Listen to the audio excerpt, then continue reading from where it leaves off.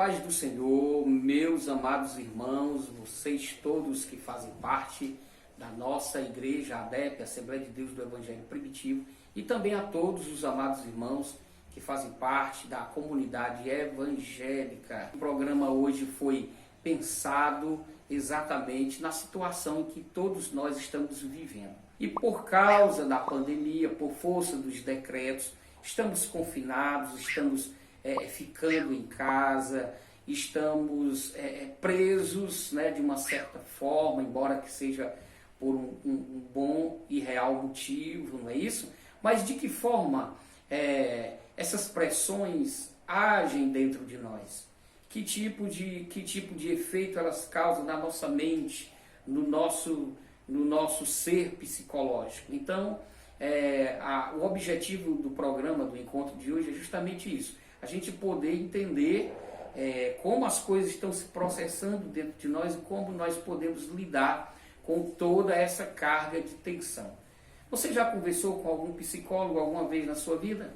Então, se você não conversou, hoje nós vamos estar conversando com uma pessoa muito maravilhosa, né? Doutora Elasa Batista, psicóloga, e nós vamos estar perguntando para ela o que talvez você perguntaria caso fosse a um psicólogo. Aproveite, tire muito bom proveito desse momento e que nós encontremos forças e pistas para sabermos como lidar com tudo isso que nós estamos vivendo. Amados irmãos, como prometemos, estamos aqui com a nossa convidada especial, doutora Elasa Batista, o que para nós é uma honra. E antes de conversar com a doutora, eu quero então dizer nesse momento que temos um respeito muito profundo a todos os profissionais da área da psicologia, porque o psicólogo nos dá uma ajuda para a gente olhar para dentro de nós mesmos e conhecermos o nosso próprio eu, o nosso ser interior. E isso é uma necessidade. Até a própria palavra de Deus, ela nos orienta a gente conversar com o nosso coração. E essa é a área do psicólogo. Então, doutora, meus parabéns pela a sua escolha profissional de estar, né, disposta a cuidar do ser interior das pessoas. É um ser que a gente precisa ter total cuidado e o seu profissionalismo, a sua ação vem atender a essa necessidade de todos nós. Me apresentando para a doutora, eu sou o pastor Kim, meu nome é Francisco Vieira Vasconcelos, sou pastor da Assembleia de Deus do Evangelho Primitivo aqui em Sobral e estamos falando para toda a nossa comunidade sobralense e para todos aqueles que se ligam nas nossas plataformas. A sua oportunidade de se apresentar, falar um pouco da sua pessoa para nós. Ok. Muito obrigada pelo convite. É uma honra participar desse momento com vocês. O meu nome é Elasa. Esse nome ele tem origem hebraica, significa Deus quis. Coisa linda. E esse nome foi escolhido pelos meus pais durante as suas leituras da Bíblia. E é um nome diferente. Eu nunca encontrei ninguém com esse nome, mas eu gosto dele, principalmente pelo significado dele. Em relação à psicologia, eu quero rapidamente contar, né, sobre a minha escolha por essa área de estudo. Eu casei com 23 anos, e eu trabalhava em uma empresa, trabalhava no setor comercial de uma empresa e estava prestes a ser promovida a gerente, mas eu casei e quando eu casei, a minha vontade era realmente me dedicar à minha família, ao meu marido, à minha casa, e eu escolhi, né, junto com meu marido, como o salário que ele ganhava era suficiente para a gente viver com conforto, eu abri mão da carreira, foi uma escolha, né, para me dedicar ao casamento, à minha família, e tive 2 filhas, tive o privilégio de educar as minhas filhas pessoalmente, Mas quando elas cresceram, já estava uma com 10, outra com 5 anos, com 15 anos, aliás, eu tive vontade de voltar a estudar. E eu escolhi a psicologia porque eu já trabalhava, meu marido também é pastor, e eu já trabalhava junto com ele no aconselhamento bíblico. Então, eu sempre gostei de ouvir as pessoas, de ajudá-las nesse processo de confissão, de pecado, de arrependimento, né, de reconciliação. Eu sempre gostei. Mas, no aconselhamento bíblico, eu comecei a perceber que existia alguns problemas que eram trazidos que iam além, que precisavam realmente de um olhar profissional. Existiam questões que precisavam de um olhar profissional. E por isso eu fui estudar psicologia, para ampliar, né, a minha área de atuação. E a psicologia, ela não substitui o aconselhamento cristão, né? A psicologia não é aconselhamento, é uma área da saúde que estuda, né, que se dedica ao estudo da saúde mental. Então, mas ela, assim, eu vejo, né, que os cristãos têm uma certa resistência em procurar ajuda psicológica porque tem medo de serem olhados como alguém que deixou de confiar em Deus.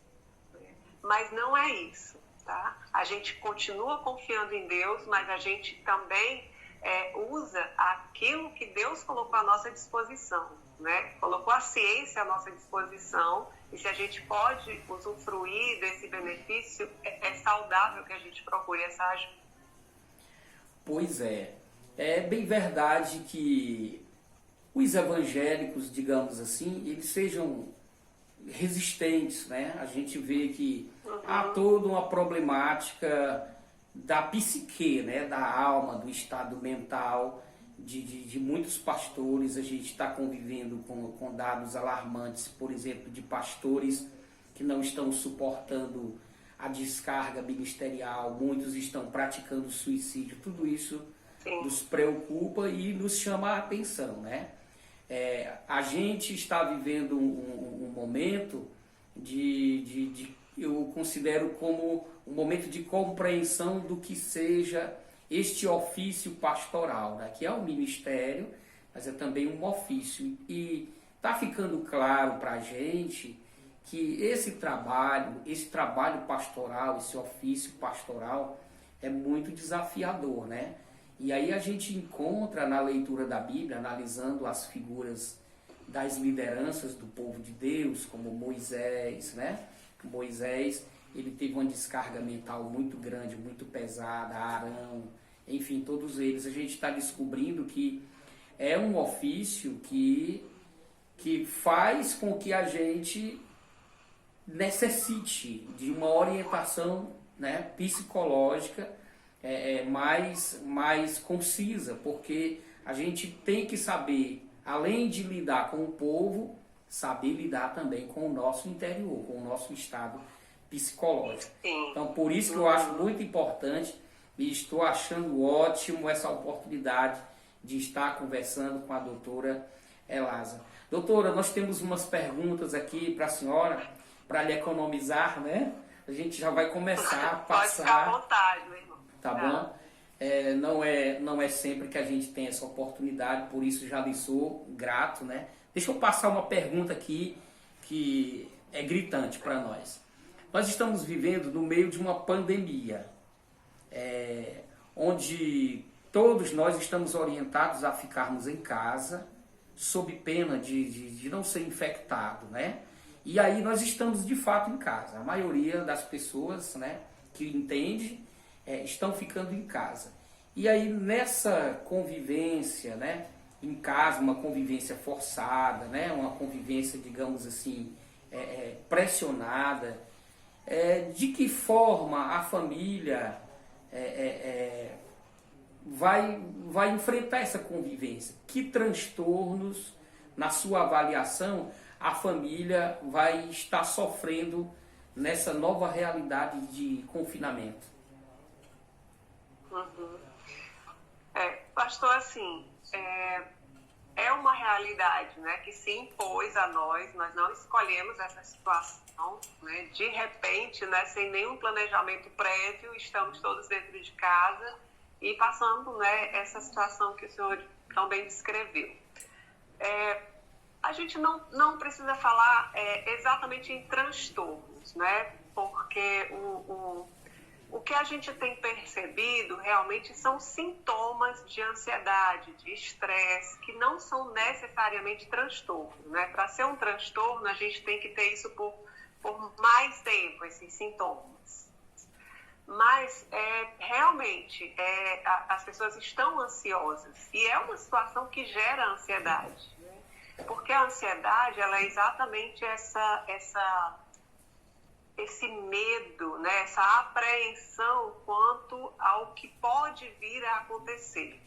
E aí, o que pode acontecer, né, com as pessoas que estão dentro de casa, convivendo nessa situação desconfortável e tudo, são esses sintomas de ansiedade, que às vezes, o coração dá aquela acelerada, né, a respiração às vezes fica ofegante, a boca seca, às vezes tem um formigamento, às vezes da insônia, né? São sintomas de ansiedade. Tá? E nessa situação que nós estamos vivendo, é normal sentir isso. Tá? Então, a primeira coisa que eu preciso deixar claro é que se você que está tendo esses sintomas, né, está se sentindo assim, se você sabe, se você tem certeza, já fez uma avaliação que você não tem problema cardíaco e nem problema respiratório, porque primeiro a gente precisa ter certeza de que a pessoa não tem, de fato, nenhum comprometimento, nem cardíaco, nem respiratório. Se você tem certeza que não tem esses problemas, então provavelmente o que você está sentindo é sintoma de ansiedade. E a ansiedade, embora seja extremamente desconfortável, ela não é perigosa, tá? Ninguém morre de ansiedade. É tipo assim, a pessoa que chora muito, chora, mas você nunca ouviu falar que uma pessoa morreu de chorar. Verdade. Não mata, né? É uma coisa que vem tudo mais, não mata. É desconfortável, mas não mata. Então, assim, a primeira coisa que precisa ficar clara é isso, que não é perigosa, é desconfortável. Então, de posse dessa informação, a gente já consegue acalmar um pouquinho, né? Não, eu não estou morrendo, eu estou apenas tendo sintomas de ansiedade. E para lidar com esses sintomas, a primeira coisa é essa, né? É se informar sobre isso, sobre a ansiedade. Quanto mais informação a gente tem, mais seguro a gente fica.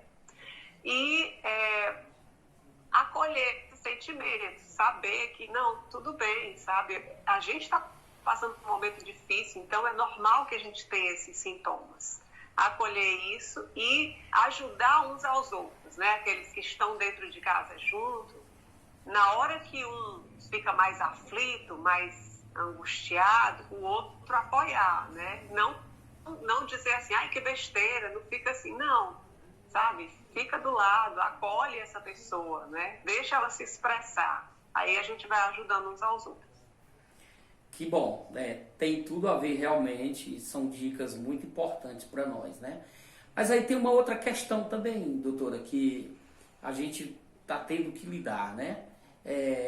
Existe uma pressão psicológica muito grande vindo de fora, né, para dentro. De fora que eu digo da sociedade como está, para nós que estamos em casa, né? Então, isso vai se chocar com o nosso equilíbrio mental, né? A gente deve ter um certo equilíbrio mental para lidar com tudo isso. Então aí eu lhe pergunto, o que a gente pode fazer para conseguir manter o nosso estado psicológico em equilíbrio? Como é que a gente pode lidar de maneira saudável, tipo para não deixar que toda essa pressão cause em nós um grande prejuízo no nosso equilíbrio mental? Uhum.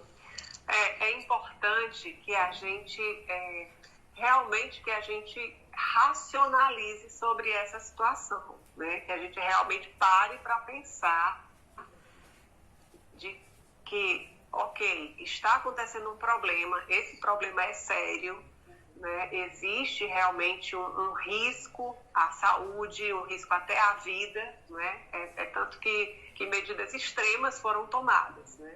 Então, existe de fato um problema, existe de fato um risco. Porém, esse vírus, né, o coronavírus, embora ele seja altamente contagioso e até letal, né, para algumas pessoas, mas assim, a maneira de se proteger é simples, né, assim, é realmente ter um cuidado maior com a higiene pessoal, lavar as mãos corretamente, usar máscara, né, ter o distanciamento, se você precisa sair, manter a distância correta entre as pessoas. Então, são medidas simples que a gente precisa atentar para elas e fazer, né? Essa é a nossa parte, é aquilo que está ao nosso alcance, né?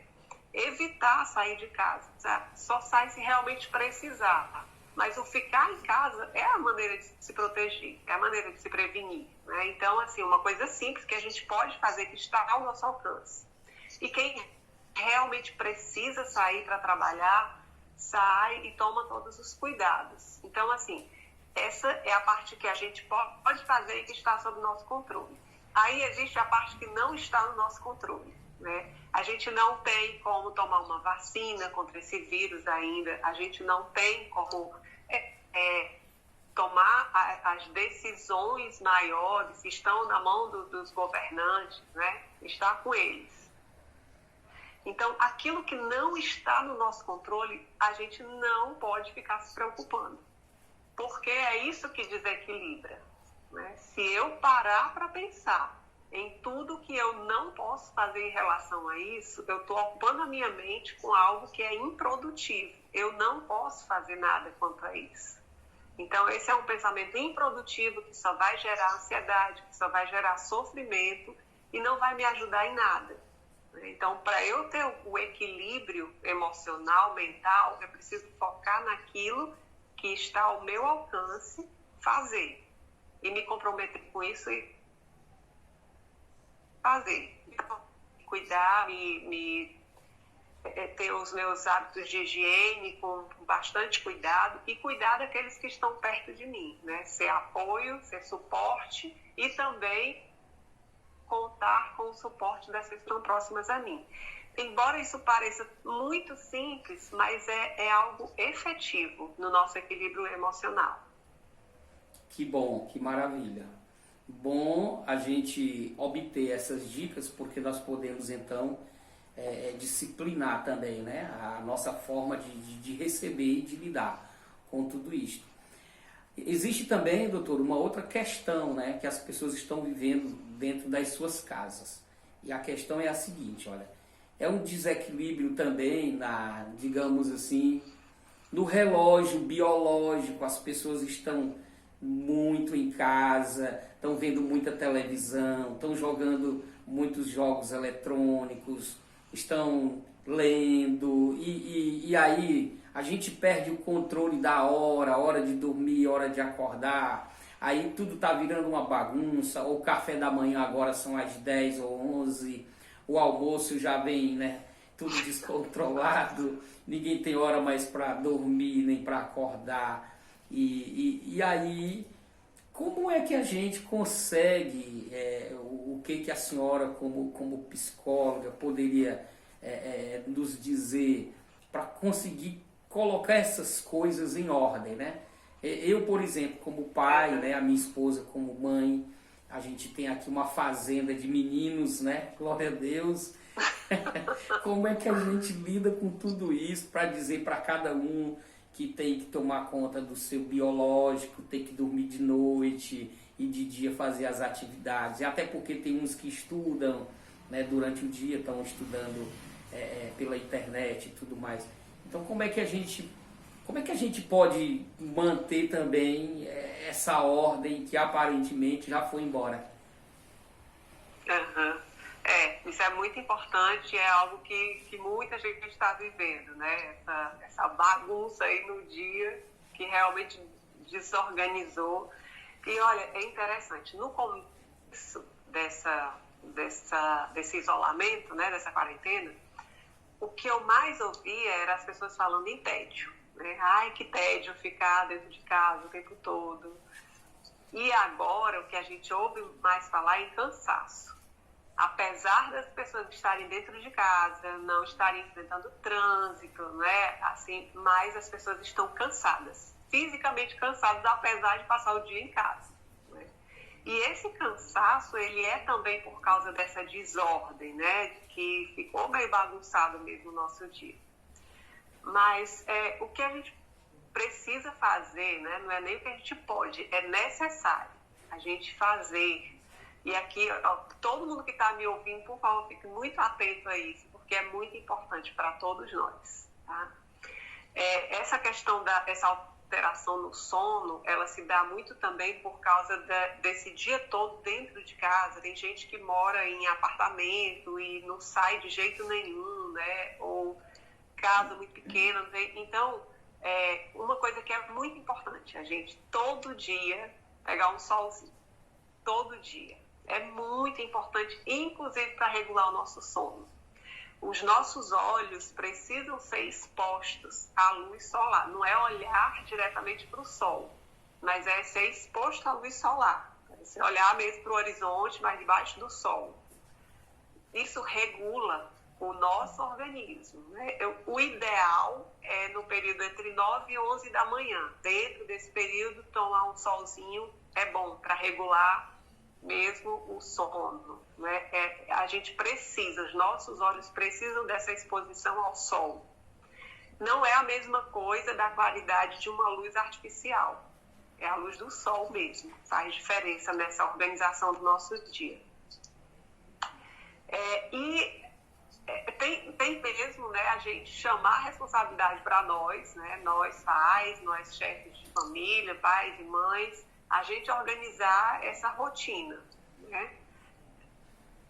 Que não é uma coisa assim muito rígida, porque não tem como ser, mas minimamente essa rotina tem que ser organizada para que a família tenha manhã, tarde e noite, né? A gente tem que fazer esse esforço de organizar isso, né? E, mais uma vez, não é rígido, porque não tem como. Mas minimamente dá para a gente organizar essa rotina e faz bem para todo mundo. Sabe, doutora, eu acabo concluindo que Noé é Noé e eu sou eu. Porque Noé ficou confinado dentro da arca com sua família, sem poder sair por mais de ano. Como ele conseguiu isso, né? Como ele organizou a família, as tarefas, né? É um desafio muito grande, né? Nós estamos aqui há 90 dias, né? E Noé ficou literalmente trancado na arca mais de um ano com toda a sua família e com um monte de animais ao redor, né? Quanto trabalho eles tiveram, né? Para organizar, né? E aí... E não enlouqueceu, né? Mas eu vou praticar as suas dicas, viu? Com toda certeza. Deixa eu me perguntar, né? Eu vou reduzir aqui as perguntas, vou deixar só mais 2 perguntas para que a gente possa, né, tá encerrando aqui. Mas deixa eu me dizer, como é que nós podemos lidar com uma pessoa da família que não tem a mesma compreensão que nós temos? Por exemplo, alguns da família compreendem bem direitinho a necessidade de ficar em casa, de se confinar. Mas aí, sempre em alguma família ou em outra, tem alguém que não tem a mesma mentalidade, né? Tem alguém que é rebelde, é isso mesmo, não aceita e cada um tem suas razões, né?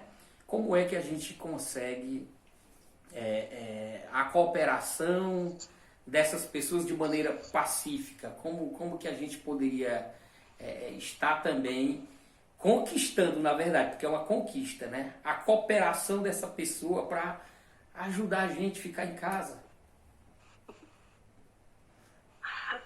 Pense numa pergunta difícil de responder. Mas é isso mesmo, né? É apelar para a cooperação da pessoa. Embora a gente entenda que é difícil, porque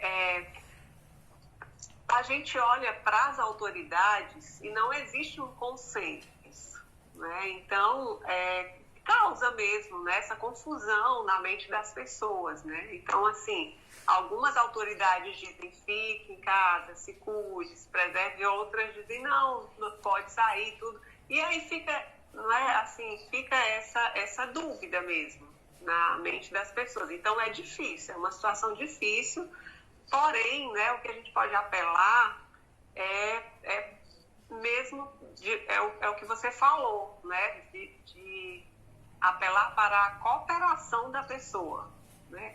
Porque o fato é que ninguém tem assim, é isso e pronto, né? É uma situação que a gente está aprendendo a lidar com ela todo dia, né? E a gente também não pode culpar as autoridades porque é novidade para eles também. É verdade. Então, também estão tentando acertar, né? Então, a gente precisa realmente, né, apelar para a colaboração dessa pessoa, não bater de frente, não ir discutir, não ir brigar, mas apelar mesmo, né? Puxa vida, sabe? Você está colocando em risco não só a sua vida, mas a nossa também. Se não for tão sério assim, tudo bem, né? Ninguém perde nada, mas e se for? E se for verdade que é tão sério, você vai jogar com a sua vida e com a nossa, né? Então, custa fazer um esforço para se cuidar, né? Realmente apelar para o bom senso da pessoa. Não adianta ir bater de frente, porque provavelmente, né? Geralmente quando a gente vai bater de frente com alguém, a pessoa fica mais resistente ainda, e aí ela quer provar que está certo, e aí é que ela não colabora mesmo. Né? Então, é realmente apelar para o bom senso e pedir a ela que pense não só nela, no bem dela, na segurança dela, mas de todos que estão convivendo com ela, né? De que ela pode estar colocando em risco todos aqueles que convivem com ela. Ótimo, isso cai dentro do que o Senhor fala, né? Ame ao próximo como você ama a si mesmo, não é isso? Pois tá, eu deixei a pergunta mais difícil para o final. Agora, a pergunta mais difícil. É porque no meio disso tudo, vem aquilo que é mais dramático, né? O que é mais dramático? O mais dramático no meio dessa pandemia toda, eu não vejo que seja o confinamento ou os desafios que nos afetam em função do confinamento. Mas o que é mais doloroso nessa pandemia é você lidar com as notícias de morte, com a preocupação de ter alguém seu que desenvolveu um sintoma mais grave, alguém que teve que ser internado, alguém que está entubado, está no aparelho, está em coma, e que algumas famílias até já viveram a experiência de perder uma pessoa que muito ama, né? Sim. E também há outras famílias que estão passando por isso, pessoas que estão com familiares sem ver, né? Há bastante dias internados, né? Seu parente internado, sem comunicação. E é lógico que isso também nos adoece, porque a gente só ora o tempo todo, só chora pedindo misericórdia a Deus, né? Pedindo a vida de volta, e nós tivemos uma tristeza grande. Nós perdemos o nosso pastor presidente, né? Aí em Fortaleza, o pastor Florencio Nunes Neto. Isso nos deixou muito triste, né? E, doutora, enfim, o que a gente faz para nos manter saudáveis psicologicamente vivendo uma situação desta? Porque se alguém nosso desenvolve o sintoma mais grave da doença, tem que ser entubado, e a gente sabe que nem tem remédio, não tem remédio, não tem vacina, e a pessoa foi, mas não sabemos se volta. Nossa única solução é orar e pedir para Deus intervir. Mas como é que fica o nosso estado psicológico, né? O que a gente pode fazer para não perder de vez, digamos assim, a estrutura?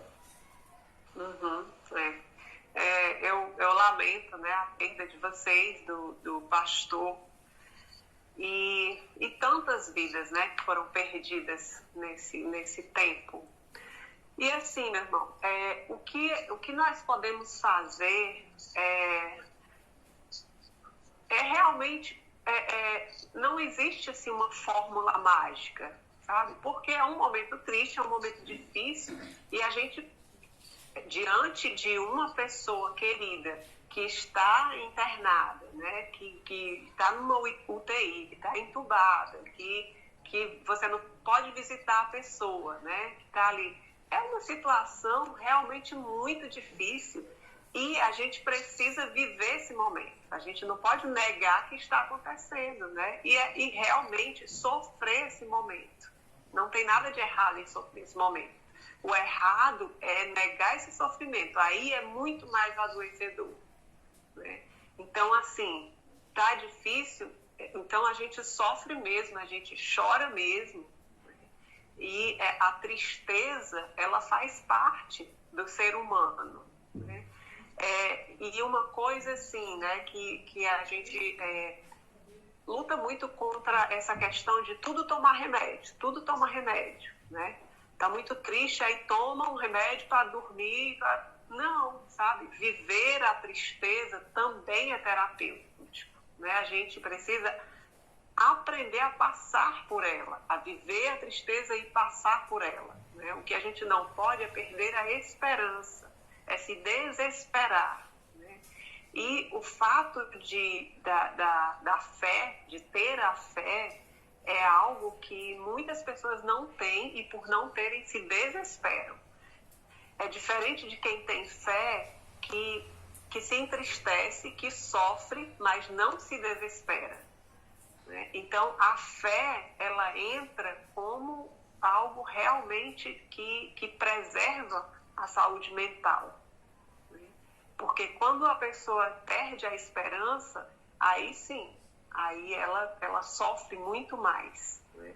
Então, esse momento difícil, a gente sofre mesmo, não tem outro jeito. Quem não vai sofrer diante de um parente, de um amigo que está internado numa situação grave ou que venha até mesmo a falecer, né? Não tem como a gente não sofrer com isso, né? Então, assim, que a gente sofra sim, mas sem perder a esperança, sem deixar de crer que, apesar de tudo que está acontecendo, né, embora, né, tudo, apesar de tudo que está acontecendo, Deus não perdeu o controle, né? Deus não está desesperado. Verdade. Ele continua sendo Deus, ele continua assentado no alto e sublime trono, né? E a gente ter essa certeza, né, isso nos fortalece, né? Não nos livra do sofrimento, né? Mas nos consola no sofrimento, né? Então, assim, a psicologia, ela vai até certo ponto, né? Mas tem um ponto que aí a fé vai muito além, né? Ela realmente é que nos estrutura nesses momentos, né? Então, assim, e eu estou falando isso não só porque eu tenho fé, porque eu também sou cristã, né? Óbvio que é por isso, mas a própria neurociência, ela estuda, né, o efeito da fé no cérebro. Como tem até um livro de neurociência que o nome do capítulo é A Felicidade dos que Creem. Os que creem são mais felizes, do ponto de vista cerebral. Então, assim, a fé a fé em Deus nos fortalece nesses momentos de dor, de medo, de sofrimento, né, que a igreja mesmo, né, já está passando pela perda do pastor e de tantas outras pessoas, mas a gente continua tendo fé, tendo esperança. E isso não nos deixa nos entregar demasiadamente à tristeza. Olha, doutora, se a senhora me permite, a senhora poderia repetir, só para me endossar aqui na minha fala, o significado do seu nome? Elasa, Deus fez. Deus fez. Então, doutora, o seu nome é um nome providencial, né? Mediante tudo que a senhora passou para nós, todas essas informações maravilhosas, eu vejo que por sua fé também em Deus, o que é muito importante, porque muitos que estudam acabam perdendo a fé em Deus, não é o seu caso. Você se fortaleceu mais ainda na fé em Deus. Então, mediante essa realidade, eu queria lhe deixar agora à vontade para você conduzir para toda a igreja ADEP e para todos aqueles que estão conosco assim, as suas palavras finais, o seu conselho, o seu alerta. Fique à vontade e dirija-se agora diretamente a todos nós com sua fala maravilhosa. Tá bom. Bom, queridas, para encerrar as minhas palavras, eu quero novamente dizer da honra que é poder falar com vocês, poder dizer que, e até me veio à mente falar agora para jovens que estejam me assistindo, né, que vocês estudem, que vocês, né, se vocês quiserem estudar psicologia, estudem, façam a diferença no mundo através do conhecimento.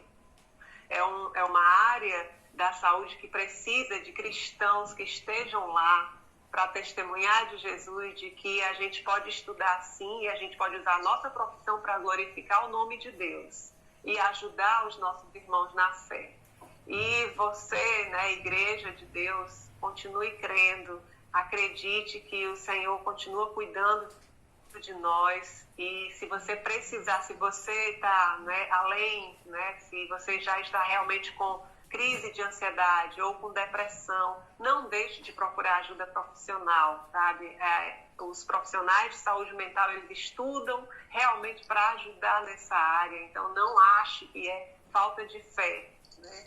Mas use aquilo que Deus deixou, né, para os homens, a ciência, porque onde existe verdade na ciência, é a verdade de Deus, porque toda verdade é a verdade de Deus. Que maravilha! Eu só tenho a agradecer à doutora Elasa Batista por palavras tão sábias, por trazer para nós, né, a elucidação de algumas questões que para nós são primordiais. Sua participação aqui no nosso programa Se Liga ADEP News. Muito obrigado de coração, fiquei muito feliz de fazer essa matéria com a doutora Elasa. Deus lhe abençoe grandissimamente, lhe proteja desta pandemia, cuide da sua pessoa e espero em outras vezes poder contar com sua maravilhosa contribuição. Tá? Então, nosso muito obrigado. Através da sua pessoa também eu quero expressar o meu respeito e o meu agradecimento a toda a classe de psicólogos, né? A todos esses médicos que, como eu disse no início, nos ajudam a enxergar para dentro de nós. Tá? Um forte abraço, Deus lhe abençoe, nossos sinceros agradecimentos e que Deus lhe cubra com suas mãos poderosas. Amém? Amém, amém, amém. Meus queridos e amados irmãos, nós queremos aí, então, também agradecer a sua participação, você que sintonizou conosco, pôde aprender bastante nessa conversa, que você possa fazer bom uso de toda a palavra que foi dita aqui, tá bom? Guardem tudo em seu coração, reaja a isso positivamente e ore também, né, pela doutora Elasa Batista e família, né, que nos honrou com sua presença aqui. A paz do Senhor para todos, em nome de Jesus. Se você percebe que está com crise de ansiedade e precisa de ajuda para vencer isto, a doutora Elasa Batista nos fornece exercícios que você pode desenvolver facilmente na sua casa, onde você estiver, e isso vai lhe ajudar a controlar uma crise de ansiedade. Como você faz para isto? Você vai acessar um vídeo que tem como título Controlando a Ansiedade na Pandemia. Esse vídeo está em uma série que está sendo editada pela minha filha, Liz Vasconcelos. Para acessar, basta você clicar aqui no card ou então na descrição abaixo desse vídeo. Usufrua, Deus te abençoe, no nome de Jesus.